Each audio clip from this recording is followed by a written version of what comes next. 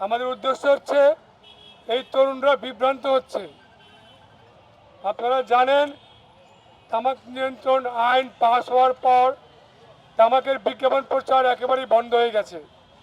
আগে আমরা পত্রিকা খুললেই প্রথম পাতায় বড় বড় বিজ্ঞাপন দেখতাম, বেনসন অ্যান্ড হেজেসের বিজ্ঞাপন, গোল্ডিফের বিজ্ঞাপন, নায়ক জাহিদের সিগারেট নিয়ে বিজ্ঞাপন, বিভিন্ন একটা বিজ্ঞাপন ছিল। ওই বিজ্ঞাপনগুলো এখন বন্ধ হয়ে গেছে, টিভিতে কোনো বিজ্ঞাপন দেখানো যায় না।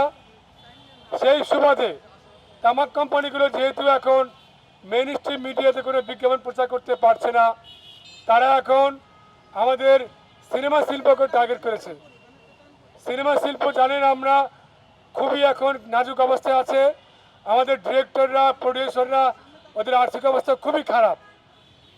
সেই সুযোগকে কাজে লাগিয়ে কতিপয় তামাক কোম্পানি তারা সিনেমার ডিরেক্টরদের ফান্ড দিয়ে, টাকা পয়সা দিয়ে এমন সব কাহিনী বা স্ক্রিপ্ট তৈরি করছে যেসব কাহিনী একেবারে সমাজে অবান্তর।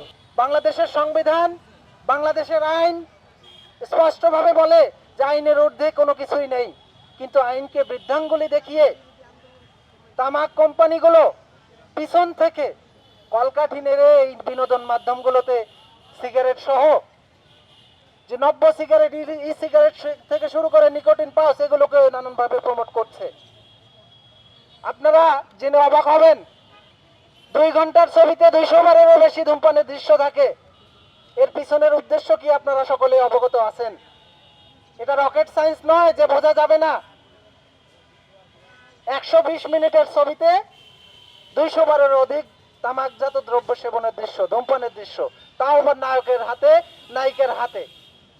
চলচ্চিত্রের যে প্রধান চরিত্রগুলো আছে সেগুলো আমাদের দৈনন্দিন জীবন এবং বিশেষ করে আমাদের তরুণ প্রজন্ম তাদেরকে নানানভাবে প্রভাবিত করে। ঠিক সেই চরিত্রগুলো দিয়েই এই তামাক কোম্পানিগুলো পিছন থেকে এই তাদের যে পণ্য, মরণ নেশার যে পণ্য, তাদের সেই ব্যবসা সম্প্রসারণ করার জন্য এই এখন বিনোদন মাধ্যমগুলোকে বেছে নিচ্ছে। বাংলাদেশে সর্বশেষ যে আইন সংশোধিত হয়েছে সেই তামাক নিয়ন্ত্রণ আইনে এখন আর কাহিনীর প্রয়োজন বলে কিছু নেই।